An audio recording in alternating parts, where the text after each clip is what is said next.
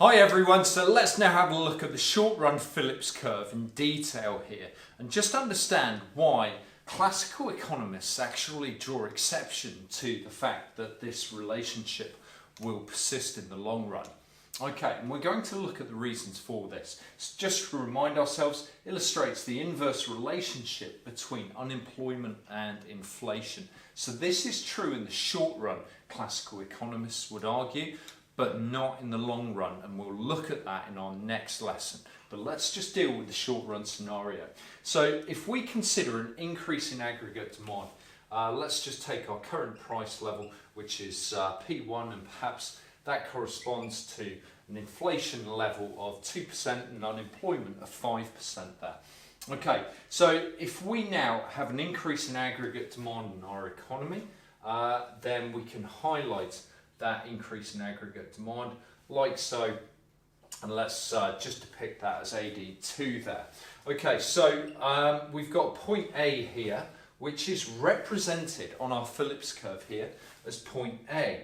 Notice how I've drawn these diagrams right next to each other so that I can actually plot this line right across to the actual corresponding point on the Phillips curve.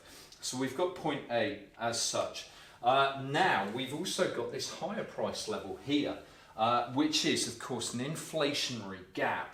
So this is where we are actually beyond full employment. Okay, so we are beyond the long run aggregate supply curve, and let's just highlight our equilibria here. So we've got Y2, perhaps let's call that, and we've got an increase above the long run aggregate supply curve, an inflationary gap in the economy. So let's now just draw across this point and see what that would actually reflect on our short run Phillips curve. Okay, so we can now see that unemployment has fallen to perhaps 4%. Meanwhile, inflation has risen to 3% perhaps. Okay, so we can see that inflationary gap represented nicely here, and we can then plot in point B as so, right there. Okay, now we can also consider a fall in aggregate demand as well. So let's just consider that scenario as well.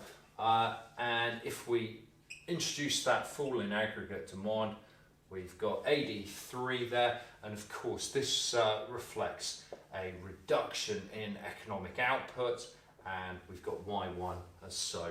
Now again, once again, we can then plot that line across from this very low level of inflation at P3 right across to our Phillips curve.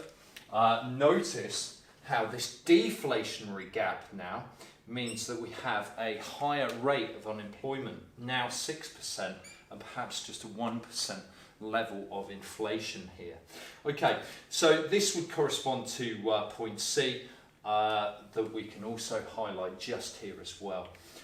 So this is nice and straightforward. It helps us to understand that a movement in aggregate demand, a shift in aggregate demand, is likely to cause a movement along an existing Phillips curve. Now, we've seen that Keynesian economists believe that this is how the Phillips curve actually looks, but of course classical economists believe that the economy always reverts to that natural rate of unemployment here, denoted by full employment and the long run aggregate supply curve.